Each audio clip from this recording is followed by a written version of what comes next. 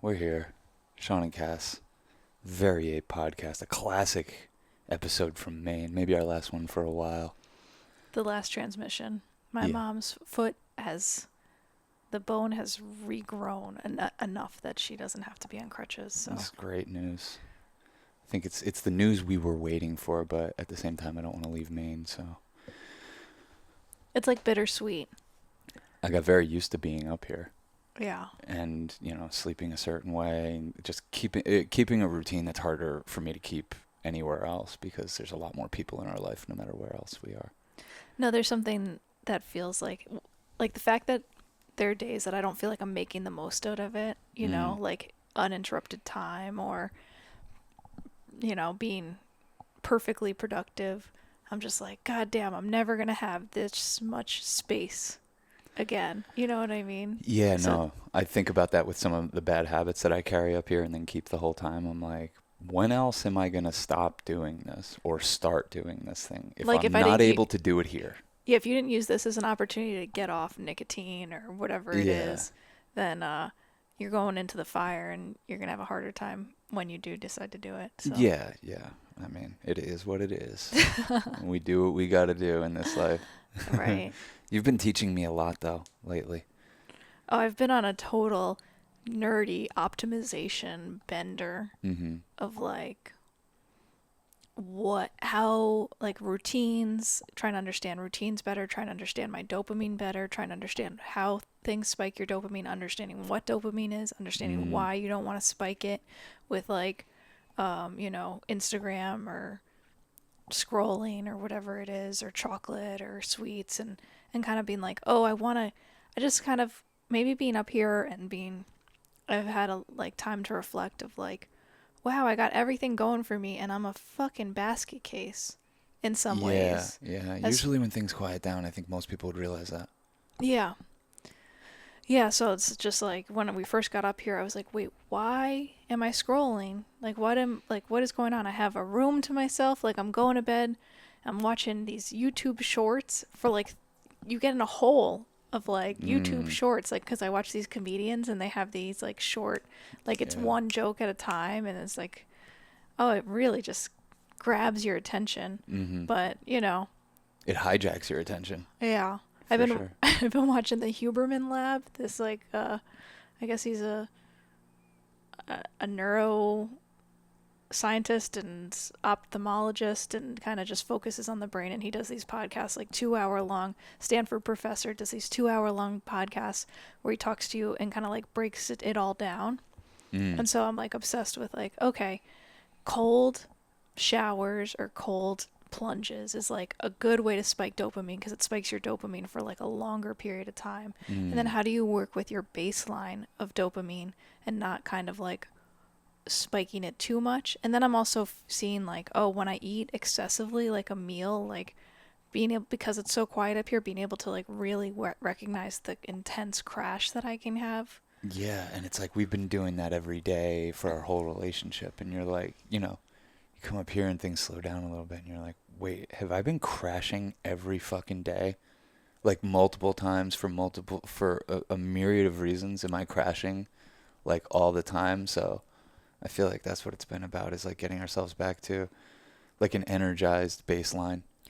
Yeah, it's a conscientiousness, and it's I try to work with the seasons and also embrace that this is the Virgo season. Yeah, you're in full Virgo mode for sure. I'm definitely in full Virgo mode, trying to learn new things, trying to optimize, put the best things in your body. Be very mindful, okay, I am going to do a little caffeine, but I'm doing it very consciously. I've done it several hours after I woke up, but early enough where I'll be able to fall asleep, Yeah. Kind of doing the dance with it. But the most hilarious thing I've done in the last 2 days is take tweezers and pluck out every leg hair. I saw you doing that. And I'm it doesn't even make my legs smooth, because there's all these micro hairs you can't even see. So it's not even, it was just kind of I started this, we were on the phone with Mare, and I just kind of I pulled one, and then I pulled another, and then I was like, fuck it. And it was a 2-day project. Damn. Where that's where I was spending some of my time, which is kind of sick. This self-mutilation I don't or know. That's not self-mutilation, is it? I guess not. But it's painful. But maybe it's like you like the pain. I don't know. Yeah, I mean, sometimes if life isn't providing it, you need to provide yourself with like a canvas to fucking splatter pain all over, not paint, and just put yourself through a process and see how you come out. Yeah, bizarre. But I like called Mare and she's like, yeah, that's the most Virgo thing ever. So Oh, it is. It checks out. I think it checks out. Yeah. But summer's winding down and it feels good, right? Yeah, in a way, like I'm usually the person that's like summer ain't over till fucking September 21st, But it definitely, I think, because we're up in Maine, right after the day after Labor Day, felt like, oh, it's fall now. Mm-hmm.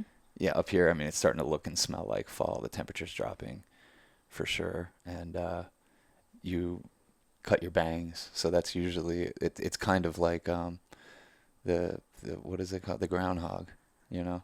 Oh yeah, because if it's not too humid, I'll do it. Yeah, if you don't cut your bangs, it means 3 more weeks of summer. If you do cut your bangs, it means summer's over. So I think summer's over. We'll see what happens when we go back to New York. And then Summer's over in fall. you shaved me a mustache. I'm rocking a mustache for the first time in my life. You gotta keep it interesting. Yeah, yeah.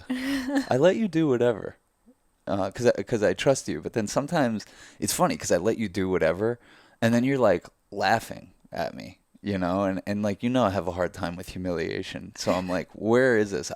I don't mind being the butt of a joke, but like, are we humiliating me? Like, where are we crossing the line to where like this isn't sexy anymore? Or I'm not sexy. Like, it fucks me up a little bit. Like, we basically make these decisions about my facial hair and do it right then and there. I'm like, yeah, I was thinking about shaving my chin a little bit and just leaving a mustache. You're like, let's do it right now. Yeah, and then I can barely contain my laughter. You're just laughing at me. Like, and every time I see you, because I forget, because I'm not a big mirror gazer. So I forget, and then I see it in the reflection of you and your mom, like the double take, like, oh yeah, Sean looks ridiculous right now. But it's cool. I'll rock it for a little bit. At first I was like, you look too much like a cop, but then I've gotten more used to it. No, yeah, well, that's the first thing you said to me the next morning. You're like, I'm a cop, you idiot. No, and I said, you're a cop, you idiot. I'm like, no. I'm like, we can't allow the police to fucking co-opt such a badass, time-honored facial hair tradition.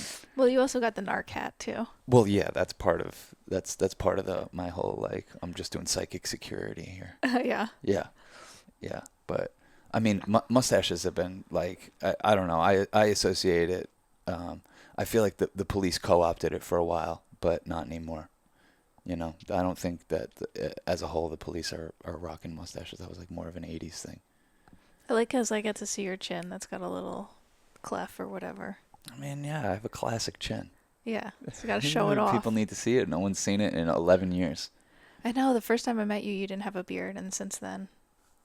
Yeah, I told you I didn't even know if I could grow a beard, like, and then I just New Year's Eve, I think, 2009 going into 2010, I shaved on New Year's Eve, and then I just stopped shaving ever since. And then you're like, wait, why was I been doing that?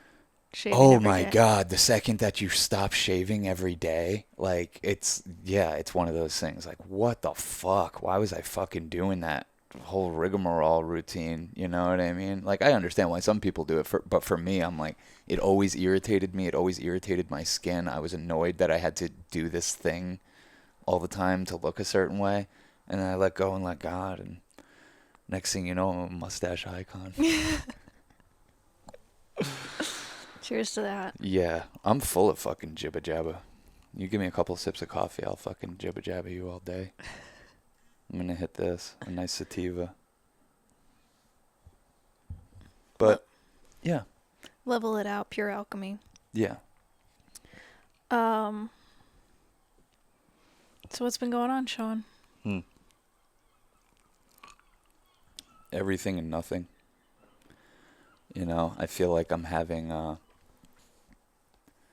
like really, like, it feels like it feels like come to Jesus moments about my my craft, and like trying to get better at my craft and thinking about it in different ways and stripping things down, and I realize how much of my craft is like appearing to be confident and appearing to not question things and appearing to just, have it all be instinct and this and that.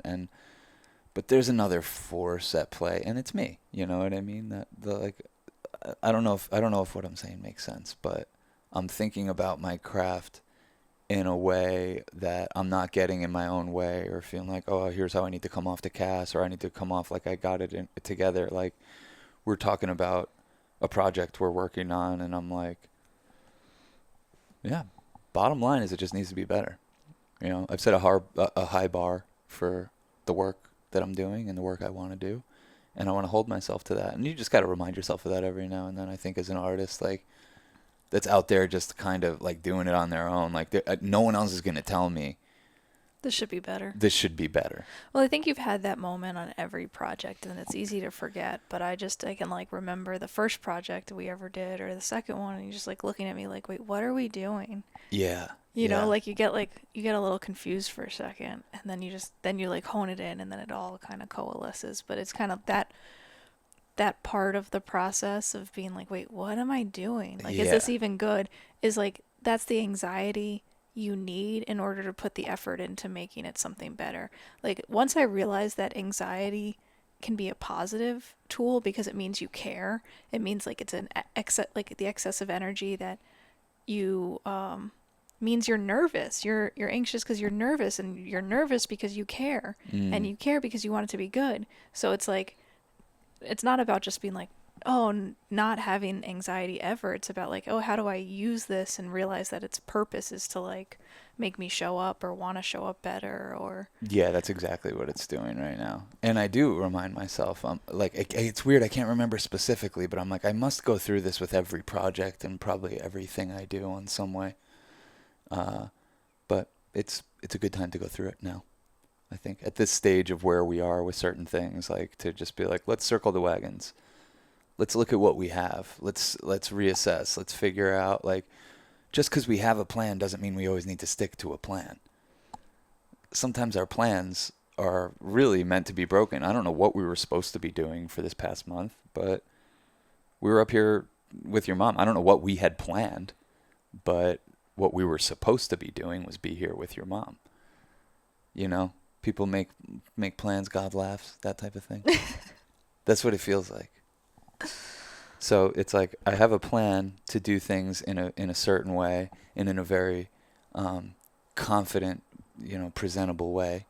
And sometimes the process just gets fucking really mucky and messy, and I'm trying not to let my reactionary emotions get the best of me during this one. Well, I think that's like the beauty of documentary in particular, is that you can't control what you're going to get exactly. So it's like, you're really good at working at what you do get. And all you can say is like, hey, I want more, and I want it to be better, and I want to show up better in each moment. Yeah. And so then you kind of have like a goal of like, okay, I'd love for people to kind of express these sort of sentiments, or it to like reveal this sort of wisdom. And then you kind of just get to the place where all that kind of starts to happen and flow, and the right people find you and everything like that. Yeah. Yeah. I have to go in and through the self-doubt part of it, because I guess that's what it's made of. Like, it's hard to pinpoint sometimes, and it's crazy because like, lately I've been thinking about, like, almost everything as microcosm, every expression that we have as like a microcosm for the grieving process. What do you mean by that? Well, do you know the 5 stages of grieving?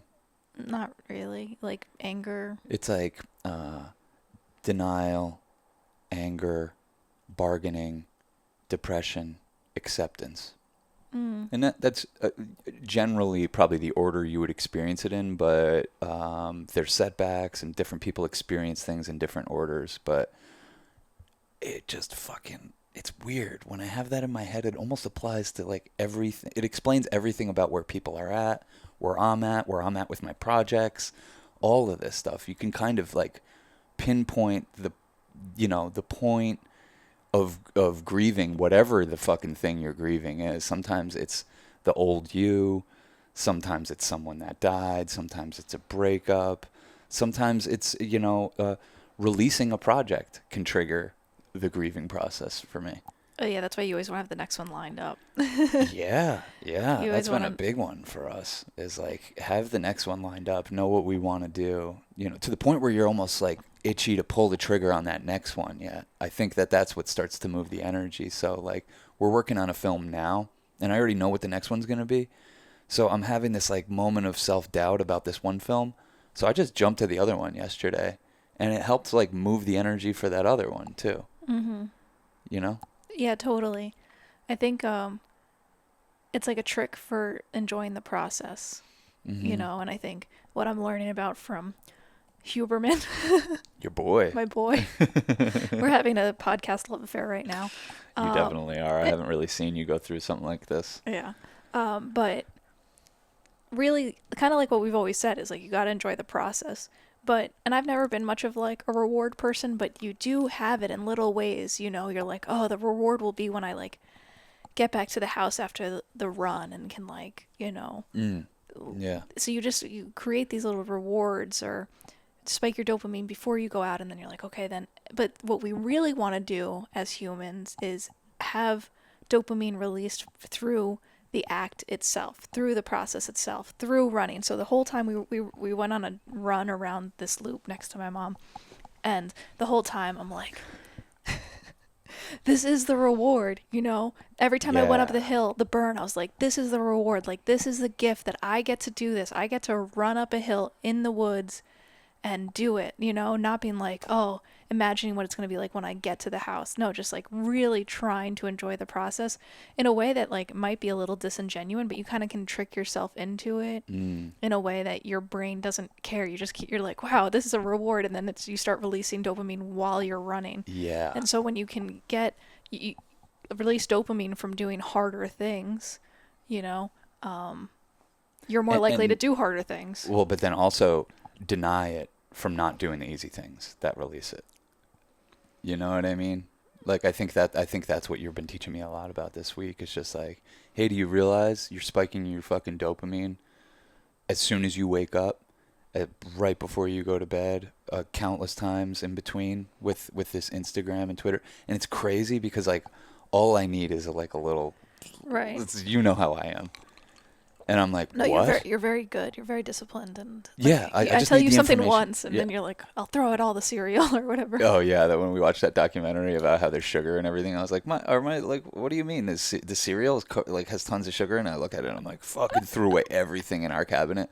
It's kind of like you were tipping me off about like, for me, I just have Instagram and Twitter on my phone, and Instagram I mainly use for like communicating. A lot of people communicate through that. I wish I could figure out a way that I could communicate with those people without having to open up that app, because I do know what you mean. It just pulls you in and it's fucking sets you just into like you don't feel good after you come out of there. I don't think. Very It's like rarely. shallow dopamine spikes, and I'm Yeah. a big lover because of it, because I love seeing what's going on with my friends.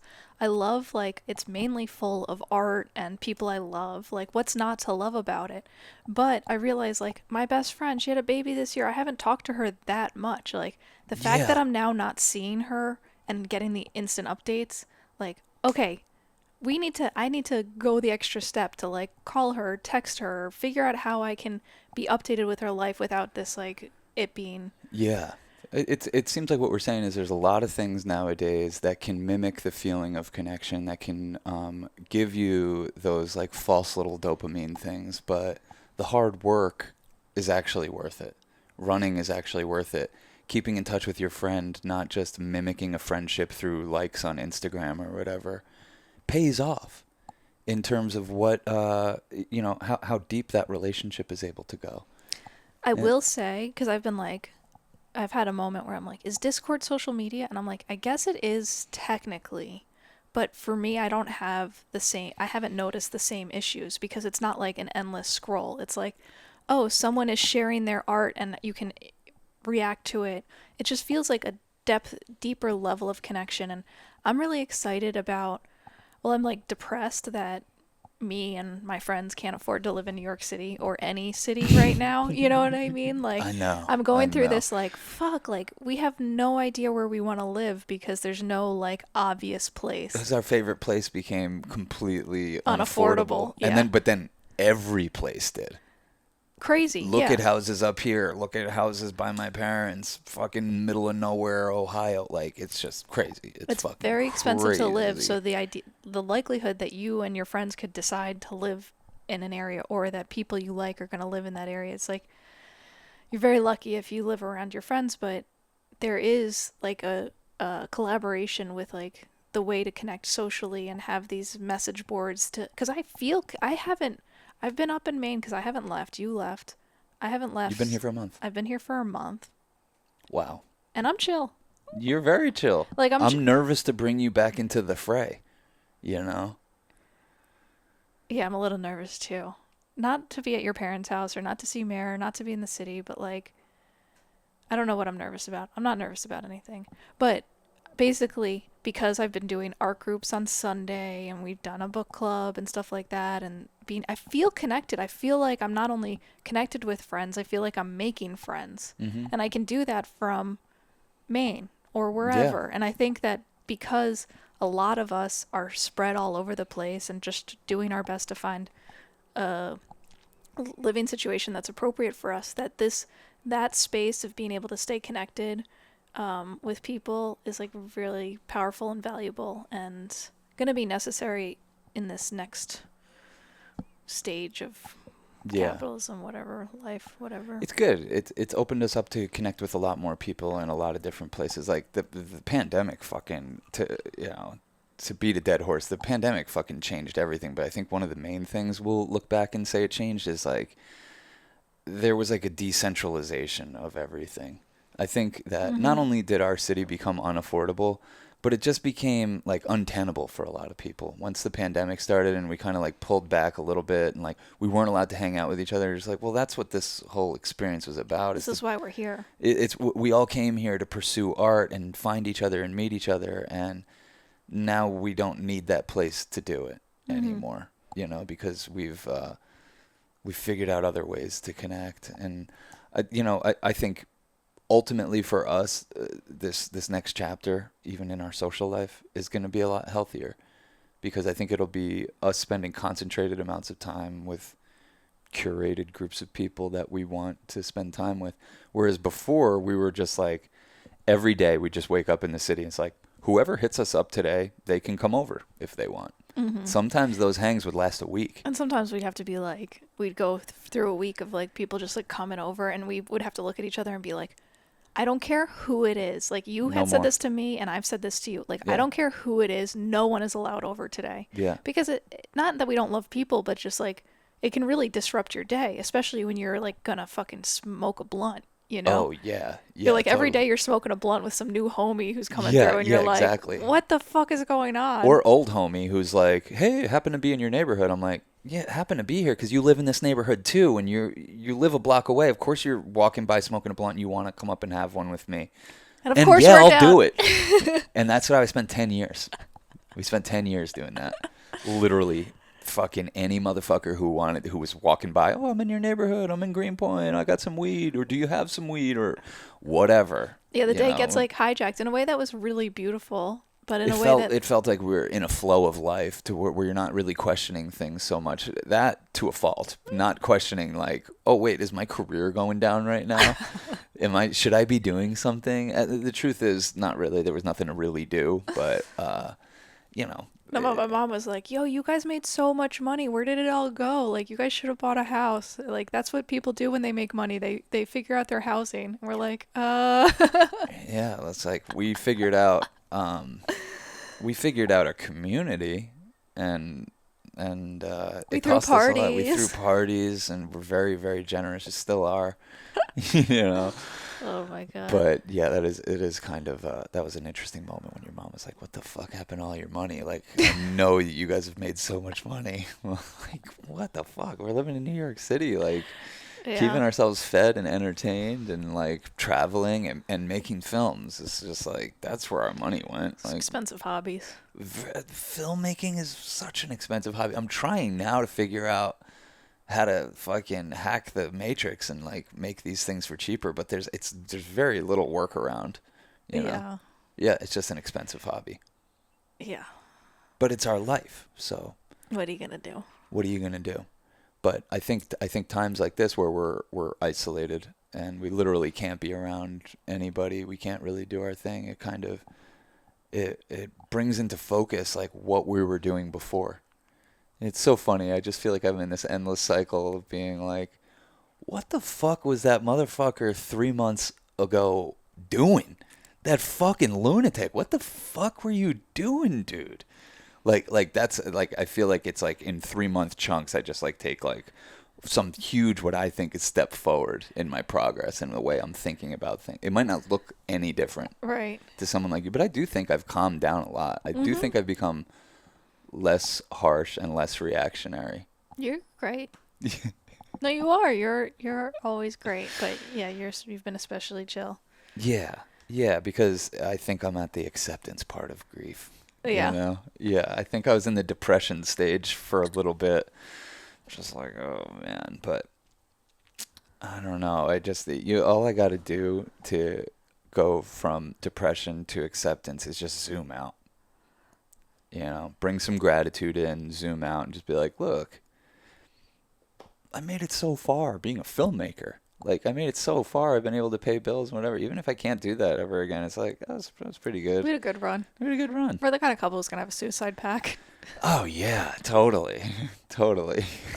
We're like, spending 10 minutes planning for our future. Fuck that. Let's just fucking end it all when the time comes. God, like all these, like we were just talking with your mom about like these fucking nerds like trying to defy death and like being like, oh no, bodily death is going to be a thing of the past. People will be living 150, 200 years. Like, why? Why are you doing this? No, quickly.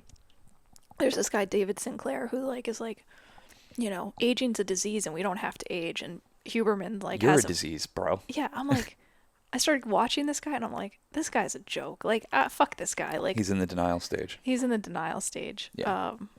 I don't want to live like that. Being like, I like the idea of like, okay, let me figure out how to realize that my brain is a tool and I can use it and I can optimize it to like do more challenging things in my life to bring happiness. Like, I'm all for that.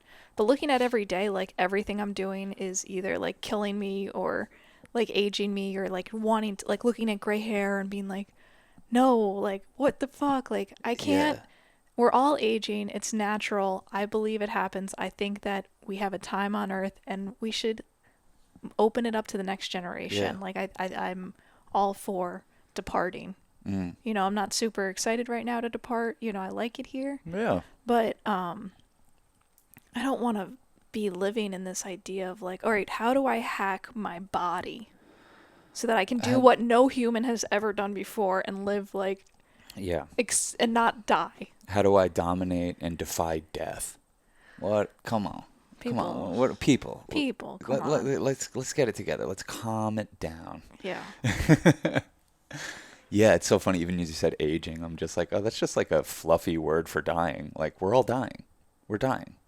Yeah. Yeah. And there's things that we do like go out in the sun that maybe speeds up dying because the radiation splits our cells and like all this stuff happens. But like, this is life. We're here. Like it's chill. Like Yeah. enjoy it.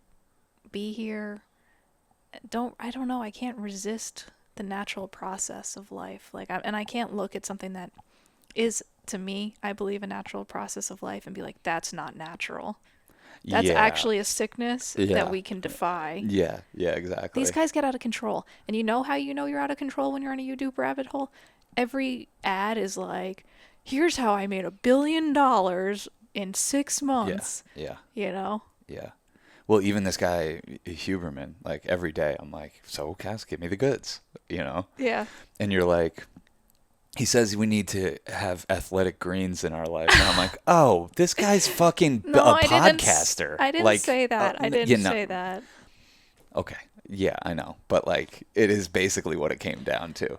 You're like, this guy's pushing supplements. Like, duh, of course. Like, he's a fucking capitalist. He's out there pushing No, I supplements. watched the hour and a half where he talks about like things you can do, and then he starts to get into supplements, and I'm like, okay, I'm not gonna listen anymore. Yeah. Cause like, You've yeah, done that dance. You've already done the whole. yeah, where you spend $100 a month on supplements Oh or my whatever. God. Fucking, Your regimen used to be fucking insane. When I think about that now, at the time, I thought nothing of it. I was like, oh, Cass is doing what she has to do to heal herself. And holy shit. Damn. You were in the bargaining phase. yeah, totally. Hmm. That's all it was.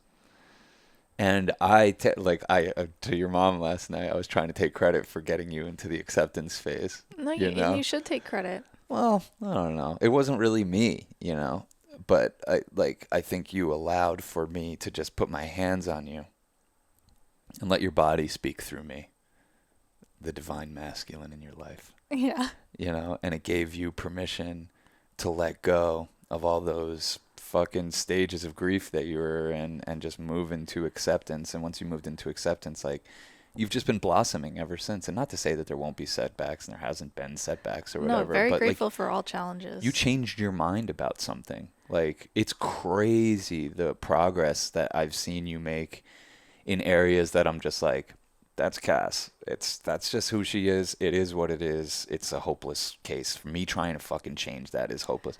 But then I see you do the work to fucking change your mind, and it's really commendable. I Seeing spent, you get out there exercising, seeing you care about your body, like, yeah, this is new. it is new. I spent a lot of time thinking there was a problem I needed to fix, and that like my body didn't know how to heal itself. Mm-hmm. And I think that's like a trap that we can get into is like, there's an answer for me on Google that I haven't found yet. And if I just spend enough time looking for that answer, I will find it. Yeah. And yeah, in some ways, Google's like been such a gift, but in a lot of ways, it's fucking the worst. It's a feedback loop. It's like it sees what you're searching. It wants to give you more of that, so you keep coming back for more, But and it then also it'll gives sell you, you the like, product that solves your problem. yeah, but it also gives you like every dopey motherfucker who's had your issue, their input on it. You know what I Mm-hmm. mean? Rather than like, I'm not saying I only trust scientists and that you shouldn't like, get people to share their input and there's other alternative ways. Like, it's very beautiful for like alternative healing, but at the same time, there's a lot of snake oil salesmen out there. Oh my And a lot of gosh. people who like kind of, you get in this crazy loop like, oh, I gotta add, a pound of salt to my water every day, and then you fucking make yourself sick because you read this thing that's, I mean, it's just like, it can get crazy. No, it does get, and you see people get caught in this loop of just like, there's something inherently wrong with me. I better start fucking searching out for snake oil, and then they find their bit of snake oil, and they're an evangelist for it. And then it goes through the fucking the stages of grief with that thing, and they come around to where it's like, now they're an evangelist for what the solution to the problems that thing caused are. And now I only eat meat now. That's it. The only solution to me being plant-based for 5 years was to eat only meat. Like, really? Do you think our bodies were ever meant to live in these extremes? Do you think that the stress that you're eating with is fucking like, that's the thing that makes a fucking difference? Less so the fuel that you're actually putting in yourself, but how you're fucking consuming it and how charged it is. And like, if you're charging up like everything you eat with like, oh, this is either going to make or break me, it's going to start causing chronic problems. And it's like getting a brain worm. It's like, it's fucking well, it's sad. weaponized food. You're weaponizing food, and that's why I was like a little like, fuck, should I not be watching Chernobyl? Because when we watched that show recently, Oh I my was like, God. holy shit, now I feel like everything is radioactive. There's no way. Do you want me to close the window? That one, yeah, maybe that one too.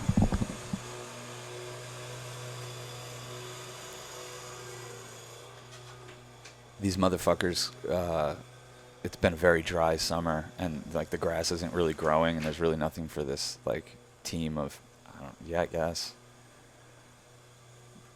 There's really nothing for this team of fucking landscapers to do, so these boys come out, and they'll still hang out here for 8 hours mowing nothing. They just drive a mower across patches of dirt.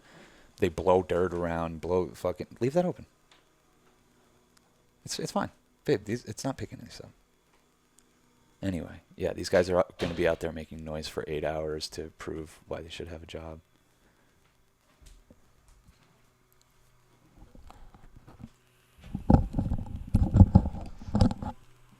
You were talking about Chernobyl. Oh yeah, It might have given you a brain worm. it did give me. You have to go into Chernobyl knowing like this could give me a brain worm. This could make me paranoid. Let me just slay that little paranoid bitch inside me before I even start watching this thing. Yeah, I mean, basically a million nuclear bombs went off. Yeah. And filled the air and the water and everything, and you just start to think about it and you're like, it's a lot to think about. And it could make you feel like nothing is safe. And I think what I've come to find is that affirming that you're safe is probably the best thing you can do for yourself. Yeah, don't you have a good one? You used to say something. You had like a go-to thing when you needed it more. Oh yeah, and I still say it. What is it? I guess I don't say it that often. Fucking Fucking you gotta cough to get off. You gotta cough. No, in the infinity of life where I am right now, all is whole, perfect, and complete. I am safe. That's like a Louise Hay thing. In the infinity of life where I am right now, all is whole, perfect, and safe. And complete, and I am safe. Mm. I mean, you can adjust it however feels good for Well, you, I'm sure. I think it speaks to, like, we were talking about this on one of our long walks the other day, like what is the Church of Chill?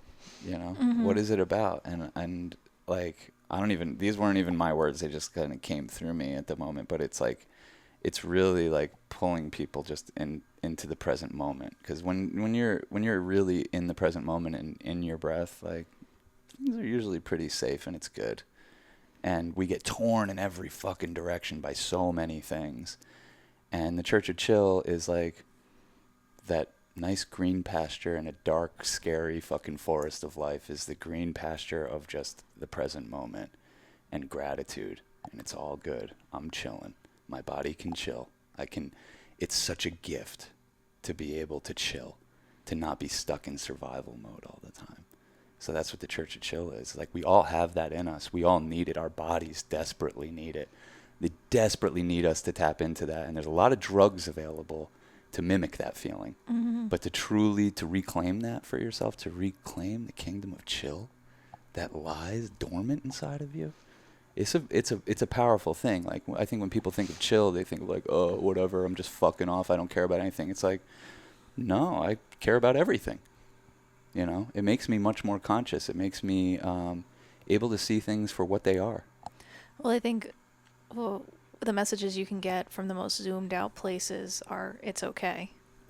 Yeah. You know, like, it's so crazy. Like, when I was like losing my goddamn mind and was like, I'll do anything, and I did a 5-gram mushroom trip, like, my big epiphany was like, and my big mantra that was like downloaded was like, it's okay.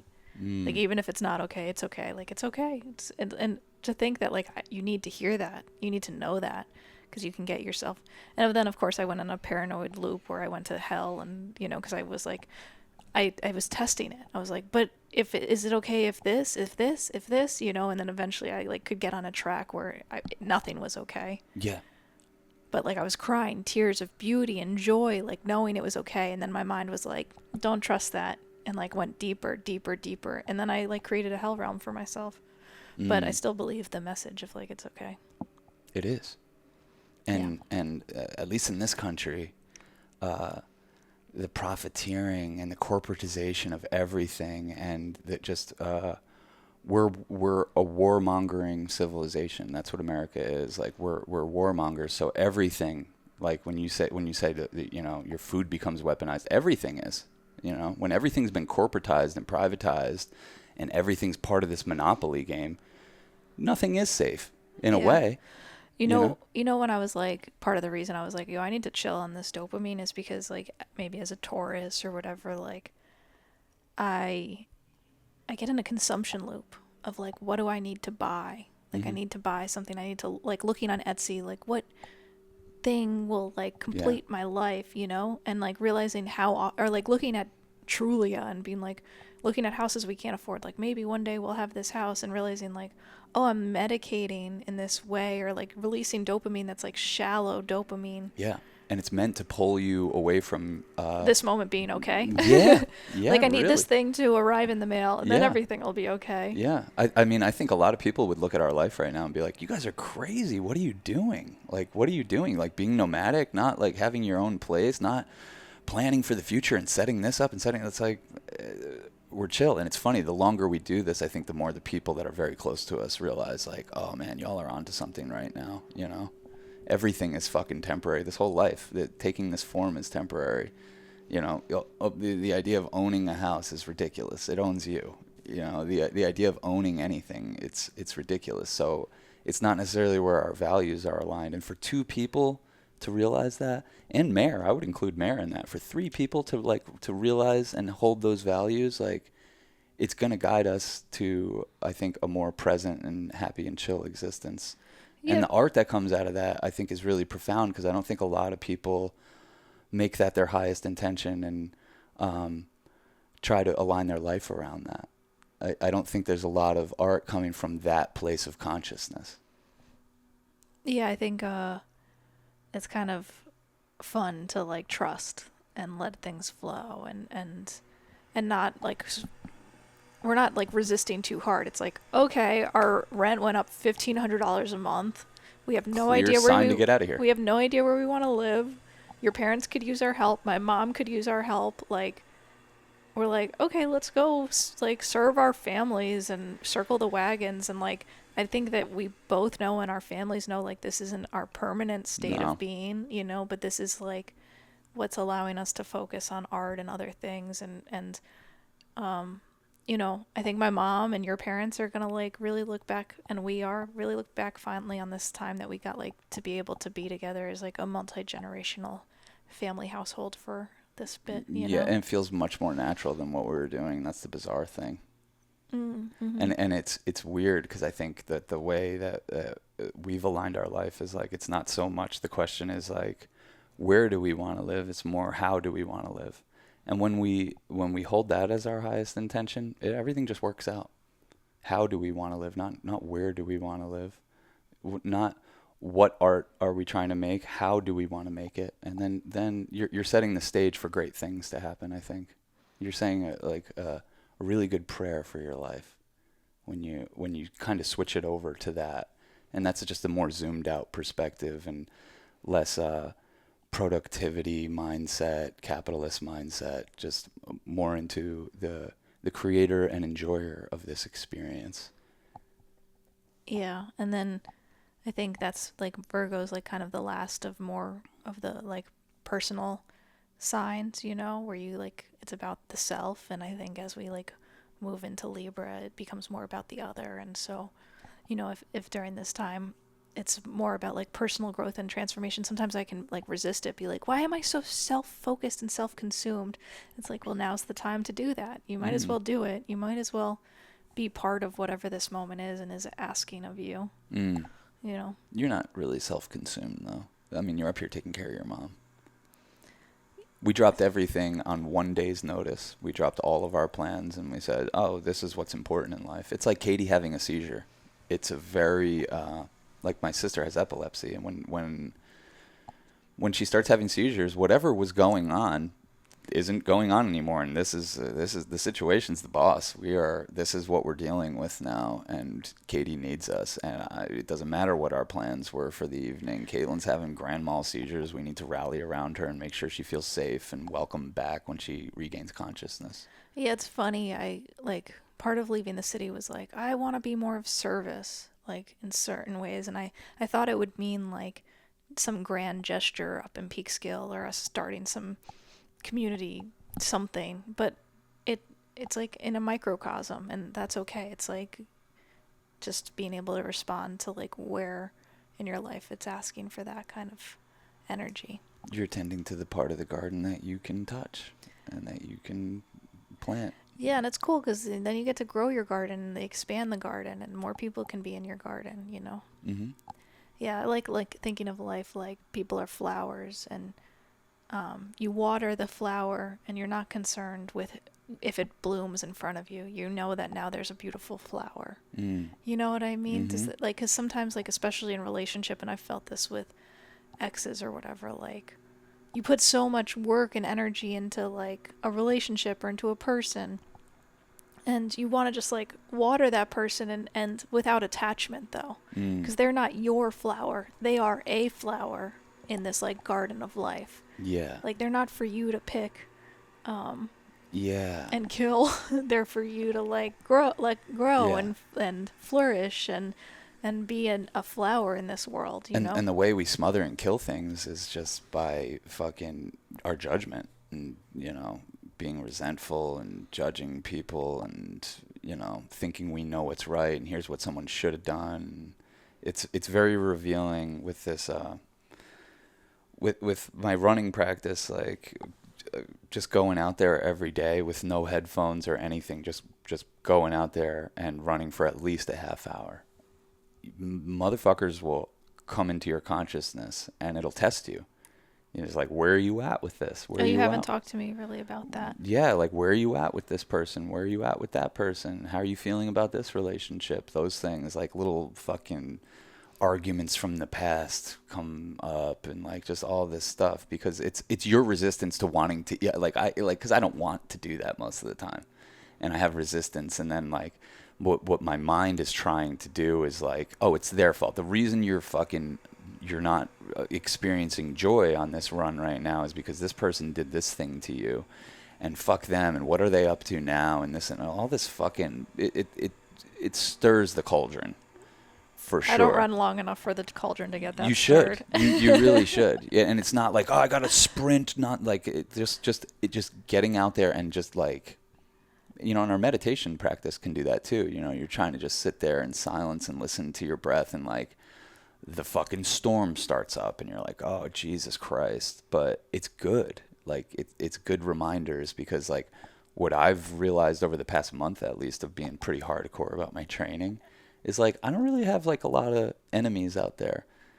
You know, like there's not a lot of, you know, my mom called up stirring the pot the other day with some shit. She's like, you want to know about an email I found? Oh my God. She found an email from 5 years ago. 5 years ago. Yeah, and she just started stirring the pot a little bit. Yeah. But it was okay, right? Yeah, totally. She found an email of, I guess you wrote to your parents like, "Hey, accept Sean and I for who we are. Like, what the fuck? You know, we're good people. Don't, you know, like all that, like we were in turmoil back then. We were in turmoil with your parents, with our partner, with each other. Like it was a mess, and we were wilding out. And I think probably the reason that your parents were worried about us is because of all that stuff, and not necessarily like the details of who we were with or what we were doing, you know?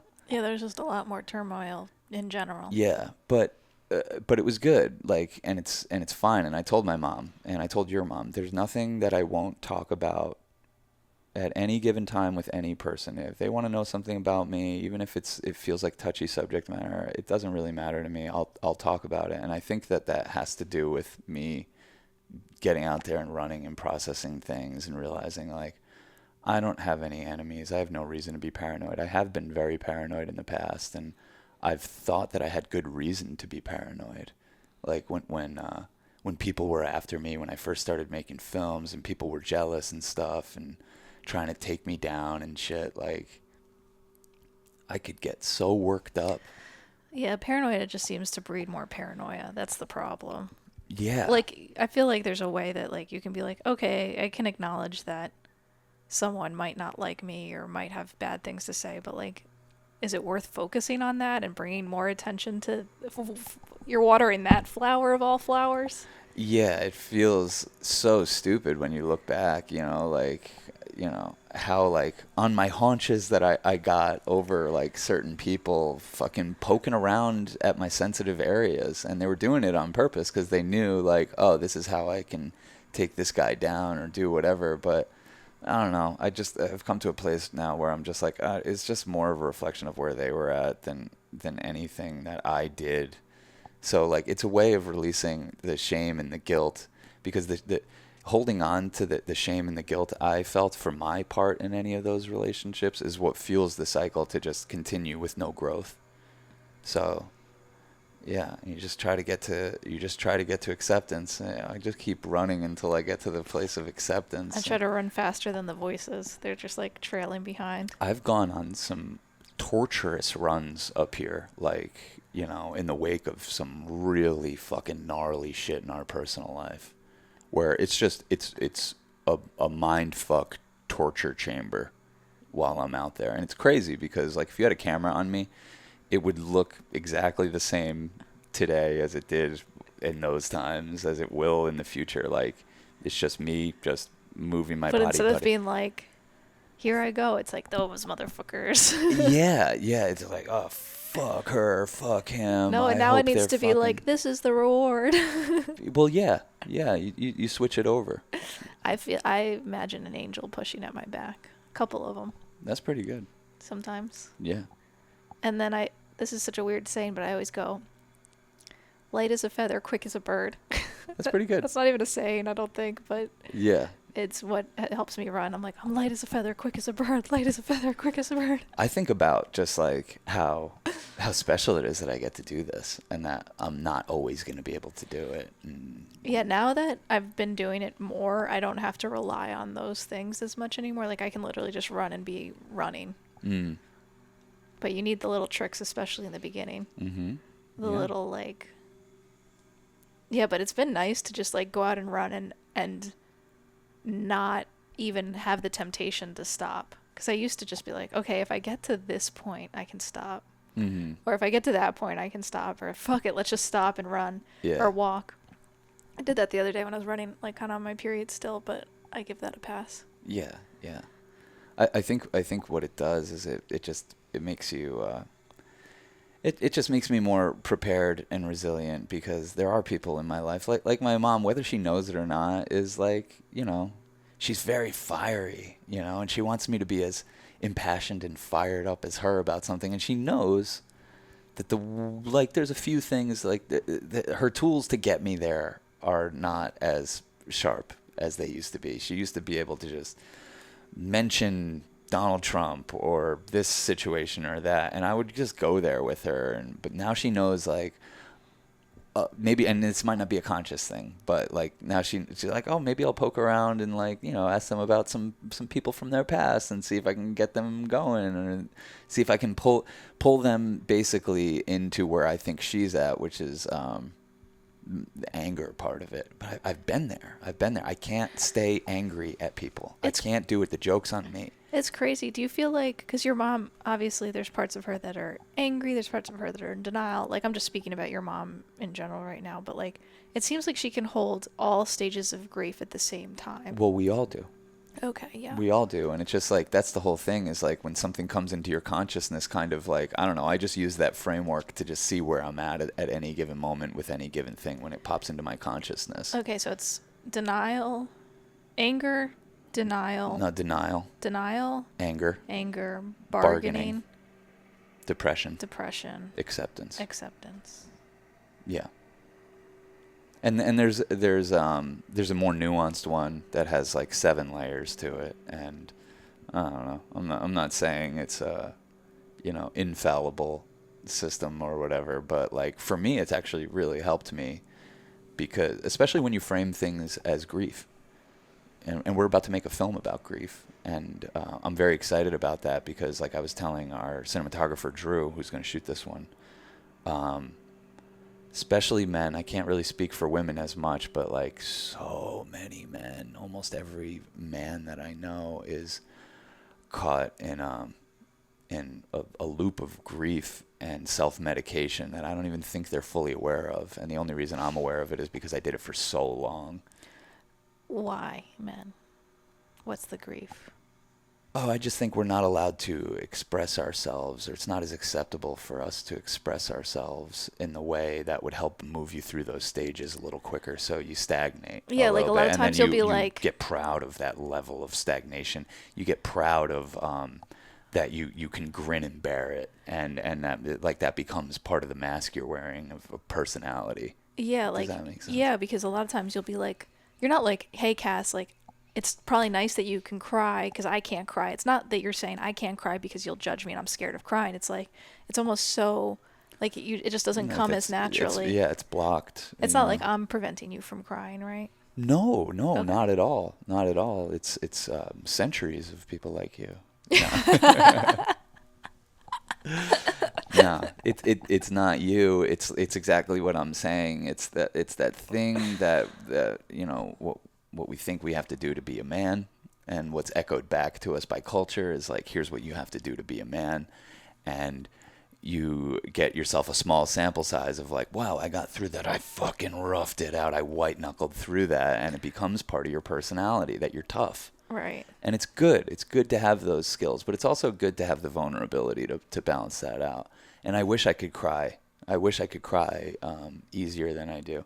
When I cry, it's usually we're on a psychedelic, or I got taken off guard by a movie that was really effective. That's usually it, you know. Or I don't know. Sometimes, like we were listening to Willie Nelson the other morning. What song? Oh, we listened to Willie Nelson singing that Leon Russell song, "A Song for You." Oof. Try not to cry. Listen to that one in the morning, first I'm thing. gonna cry just thinking about Try, it. yeah. Oh my God. Yeah, that song. It's so beautiful.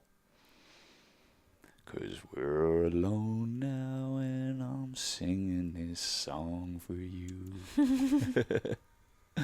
I could get you any given moment. You know what I mean? And it's good. It's cathartic that you're able to cry. Yeah. You're crying right now? Yeah, no, Devin got me crying when he hypnotized me. Like, it just, yeah, it flows. But I did go a couple years in my life where I didn't cry, which I remember being kind of interesting. Yeah. Like in college, and I like put on a hard shell. It's tough. It's tough to try to get through life and not have full access to the full spectrum of emotions, because they're there for a reason. They're there as like little alarm bells, and how to take control and kind of get behind the dials and make the adjustments you need to make to get more joy and more presence and more chill out of life. Crying because something's so beautiful, like, and that song, and just like reminding me of like what it means to love someone and be in love and everything. Like, crying like that is like my favorite type of crying, Yeah. like the psychedelic crying, like weeping at the beauty of it all Yeah. is probably like Yeah. the best that life has got to give. Oh yeah. In terms of crying, at least. Yeah. Yeah. Remember when we used to take acid and try to do like long eye gazing? Yeah.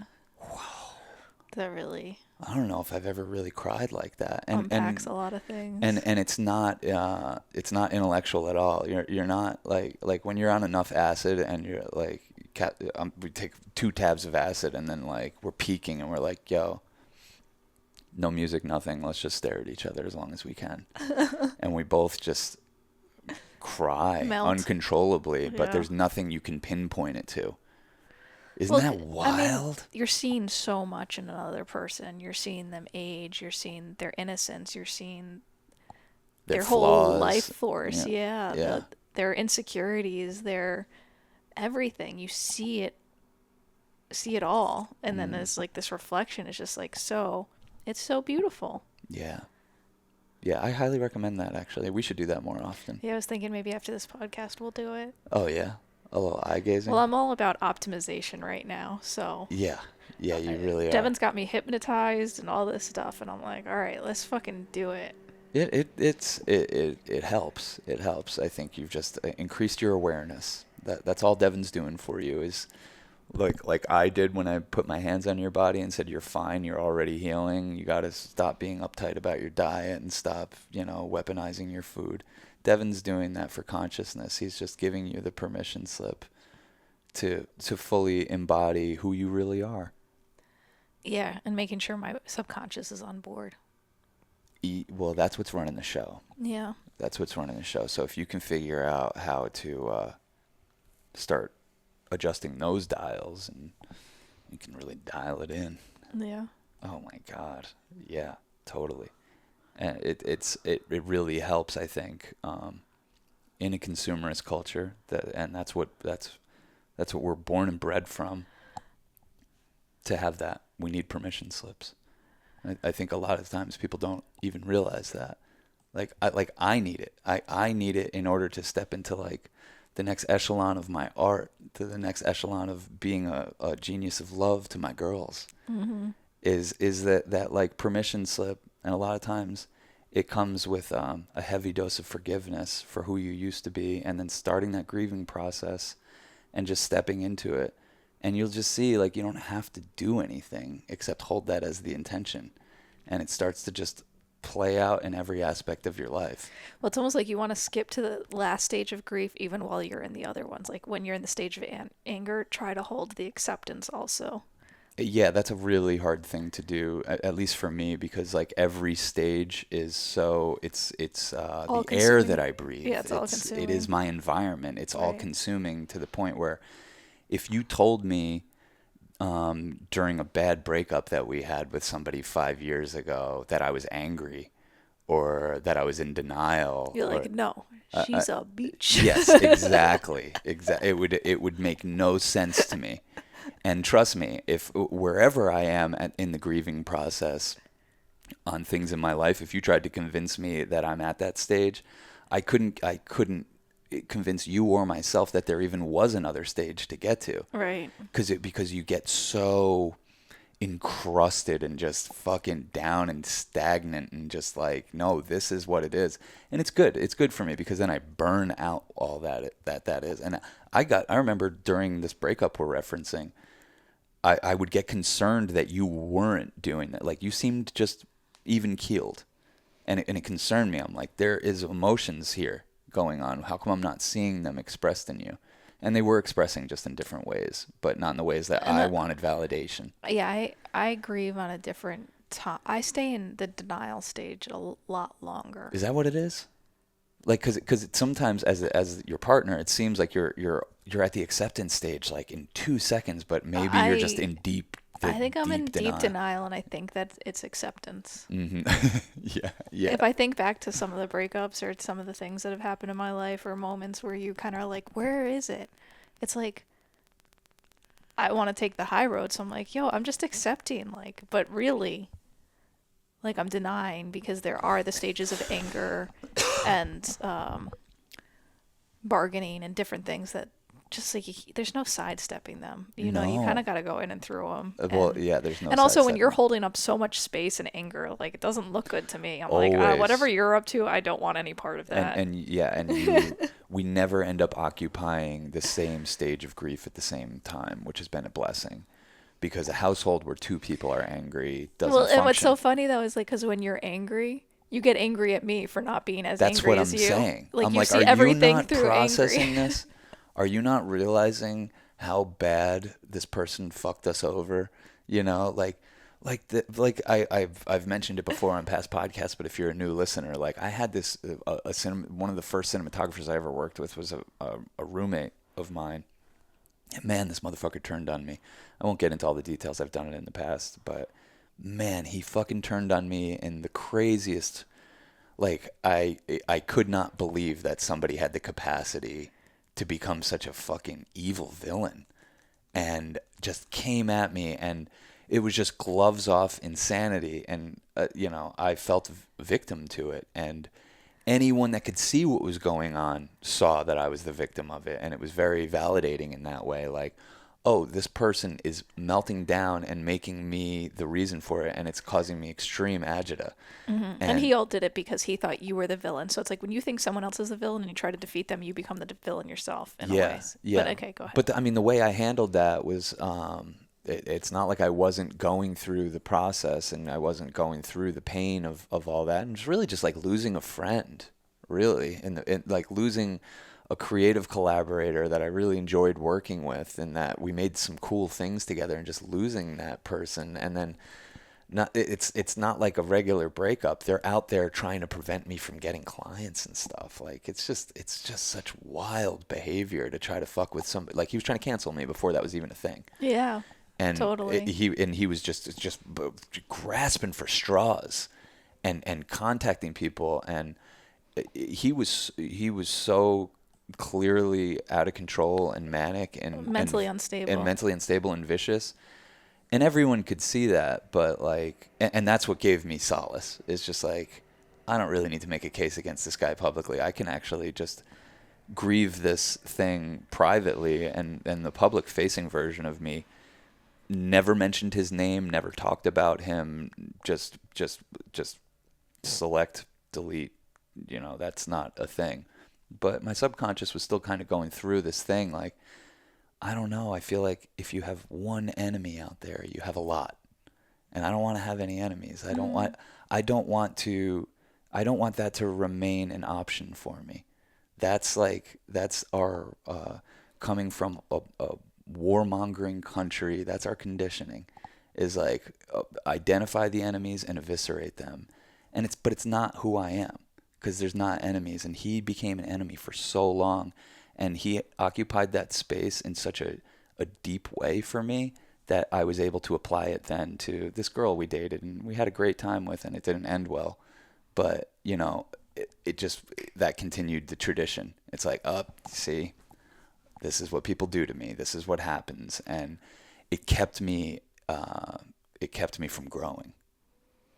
Right. If you don't go through all the stages of grief on something, it'll just transfer over to the next thing. I mean, you're going through them whether you like it or not. It's just, if you're not aware of it, I think you'll stagnate in one and think that's reality, and it's not. Reality is acceptance. Reality is the present moment. And if you breathe and just take in the present moment, you're fine. You're good. It's okay. It's okay. Yeah, it's more than okay. Do you want to hit this? Sure. Are you trying to get high? Sure. You don't have to. I don't want you to spike your dopamine or whatever. I already did it with this coffee. Oh, shit. Covfefe. It's always a pleasure talking to you, and it's very cute that we it's not ready yet. It's very cute that we go into these things not knowing if what we're gonna say or if we have anything to say. We just hold ourselves to this practice. Hanging out. Just fucking hanging out, but it's good because it is the Church of Chill in a lot of ways, and I feel like I can chill around. You give me the permission to do that, and you give me the permission to be myself. And just like I'm saying about enemies, if I have an example of this in my life, I can apply it to everyone, and that's a very positive thing. Everyone is Cass. You've come to represent something very wholesome and real and loving and unconditional loving and forgiving and dynamic that I think now I can see in other people because I see it in you and you've allowed me to see it in myself. And that's just a much better way for me to see the world. And I think that, like I was saying before, our art will reflect that. And I think that's coming from an angle that not a lot of people are coming from. And I think it's what we need right now. Coming from a warmongering society is like, how do you begin to have a revolution, a personal revolution? And it's not all glitz and glam. A lot of times a personal revolution is this kind of stuff. It's, I gotta exercise every day. I can't, and the little bitch in me that wants to make excuses as to why not has to go. Yeah, and like mindfully taking stock of things. Yeah. In an unfiltered or. Mm-hmm. But yeah, thanks, babe. Everything I like about myself, I can attribute to you. So. I don't know about that. I feel it. You were such a sweetie puff before I met you. I met you as a sweetie puff. You were a little rough around the edges when I first met you. You were like, I'm never going to fall in love again. I'm not doing relationships. It's not worth it. Now you're the queen. Yeah. Sometimes And why did you do that? Because you had your heart broken and you were grieving and you were in the depression part of it. That's that you were in the depression part of having your heart broken as a young lady. Or maybe the bargaining. Yeah, that might be bargaining. Bargaining, boyfriends, men, they're too much work. And I'm not wrong. They are too much work. Mm-hmm. And, but it's worth it. Yeah. But I would say to any woman that cares about hearing it from me, men aren't what you might think they are. And there's no gross generalization that is gonna. Yeah, I'm sorry. I don't mean to do a gross generalization. No. But I'm just saying, there really isn't any way to box in a gender. No, definitely not. It's so ridiculous when I think really like Bill Burr had this wonderful thing, like his comedy special at Red Rocks was pretty funny because yeah, it's a he good kind one. of talks shit on women and like just looks at like he's like look at men and lesbians like well, he does the joke a lot better, but it's pretty much like this like look is like because you have to deal with feminine energy all the time. Like women who are dating a woman, like it's exhausting, you know. Yeah. Men who are dating a woman, it's exhausting. Like it's definitely a gross generalization, but it was just kind of a funny Oh from a yeah. masculine perspective to like say like, you Mm. know, gay men look like they're having a great time. You know what they don't have? Women. Well, it's true because I feel like introducing women, even if they're not a sexual partner, if as a man, introducing women into a situation, um, it triggers like something deep in our DNA, and it's accountability, really. Like women are around, okay, I'm a man. I need to be accountable. I need to hold great space. I need to provide. You know, like there's just certain things I think come online when women are around, and I think that's why we love boys clubs so much. That's why men like, you know, just Saturdays are for the boys. All the cliche fucking stuff. That's all true. Yeah. It's because that's a safe space away from the accountability. You Right. know, the people we need to provide for, the people we need to take good care of, the people we need to be on our best emotional behavior for. Yeah. You're away from all that. And it's so funny because life has gotten so like it's kind of so beautiful, like the gender bending of like even just roles, gender bending of roles. You know, now women like they need girls' night because it's like they have to be responsible for the men. You know, it's like this whole. What's girls' night all about? What goes on when the girls get around each other? I haven't done a. I don't know. When the boys get around each other, it gets It gets very silly. It gets silly, but it's it gets silly. silly when it's just the girls together. I mean, but it could also get like very deep. Hmm. Like I have very deep but also funny. Um, it's interesting. It tracks everything. You Mm. can't box it in. No, no, you can't. You can't. And we all need it. We all need our segregated time. And you know, just to go back to the boys or go back to the girls for a second, just whatever, whoever your tribe is, whoever your people are, just go back to them, recharge, realize what it's all about, and then like, I'm better. I'm better for you and with you when I've had some boys time. Yeah, and I think what you've always said to me, like, because I'm like, Sean, are you gay? Like, you know, you always want to just ask your partner those questions. Um, no, but I wish. no, but you've always like reaffirmed You your, wish. yeah, right, I know. You've always reaffirmed your attraction to women and just been like, there's so much more there to you. To you, there's so much more there because there's a lot you don't understand. So there's like a depth of mystery that Yeah. you really appreciate about women that like feels like a puzzle worth figuring out. So that's Yeah. like kind of fuels your attraction to women because you're like this like mysterious puzzle that you want to work with. Yeah. Whereas to you, men are more simple, which isn't like a gross Well, there's nothing for me generalization. to figure out. I mean, I am one. Yeah. You know, there's nothing for me to figure out. I contain all that, and like I'm saying, with women, it's a little different. It's a lot different. Yeah, and it can fuel your attraction, and that's where I think different people are attracted to different things. Some people are attracted to something that they already know well and understand, and that fuels the attraction. Mm, Or people are attracted, you know, that kind of thing. mm. Anyway, we're getting in the weeds. It's been fun. It's been good. Damn, this flew by again. I don't think it's the sound of it. I think just whatever this is, this battery. Yeah, that's the sound of our vaporizer. If you're just listening to us and you hear that sound, that's when we're getting high. Getting by. Um, our Discord community's been popping off. It's been awesome. You got the book club and the art group, and we have the Church of Chill in there. People are always posting music. You just put up a new channel for people to post like videos of themselves performing originals or covers. Yeah, covers and originals. Yeah, I think I might start doing a film club in there that I think we could meet once a week, and just the whole community watch a movie Yeah, and bring our thoughts together. it's such a campfire. There's a time where book clubs more popping off. There's a time where art clubs more popping off. It's like bring whatever you want and whatever you have to offer and see who grabs onto that kind We're, of, because I think a lot of people are in a similar wave at a similar time, which is nice about things. yeah, and I think we're heading into that season where we just need each other a little bit more because the in-person hangs aren't as easy when it starts getting cold out. Yeah, the love affair with the sun is is starting to slow down, and Yeah, yeah, exactly, exactly. So, lots going on in the Discord. If you want to join the community, go to patreon.com/churchofchill. There's lots of other stuff there. There's like countless bonus podcasts. I think our best podcasts are on there. You know, because we'll do one here and then we're like, all right, let's stop being so fucking serious and we'll get on there and just have a really good time. Like, all of our podcasts are on there are really good. The Boys Club, the secret podcast I do with Joey is on there, Boys Club. And Church of Chill. 150 something episodes of Church of Chill. It's just good music for tripping and for road trips and for psychedelic trips.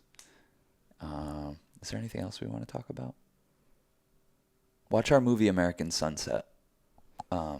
If you made it this far into this podcast and you haven't seen that, which I think is very few people, but if you haven't yet seen American Sunset, it's such a gem. It's my favorite thing we've made.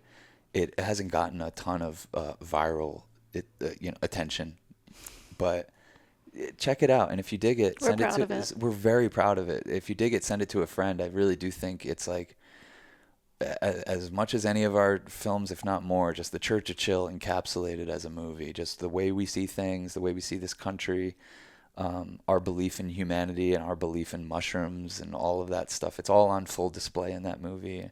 It's a very proud work for me. I'm so glad we did that. I'm so glad we made that movie. We should do maybe a little director-producer commentary. Sure. For the Patreon. Maybe we could get Drew too. Maybe you and Drew sit down. That'd be fun. Yeah. Cool. All right. Well, join us. Patreon.com/churchofchill. Thanks for joining us again. Peace, love, and magic.